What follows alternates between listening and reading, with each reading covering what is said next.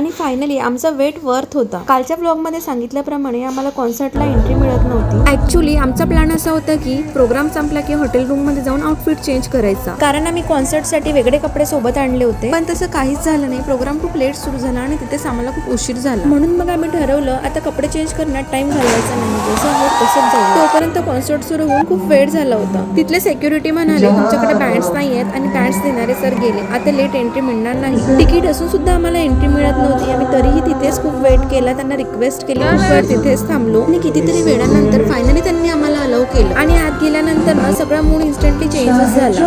आणि खरंच सोनू निगम यांना लाईव्ह ऐकण्याची मजा आहे ना, ती शब्दात एक्सप्लेनच नाही करता येणार. काय तो आवाज, काय ती एनर्जी, वाव. आणि जो कॉन्सर्ट बघायला मला तब्बल 27 वर्ष लागले ना, तोच कॉन्सर्ट सर्वांनी फक्त 2 वर्षात बघितला आणि इतका एन्जॉय केला ना की जसं काय त्याला सगळं समजत होतं. खरंच हा माझ्या लाईफ मधला one of the best experience होता.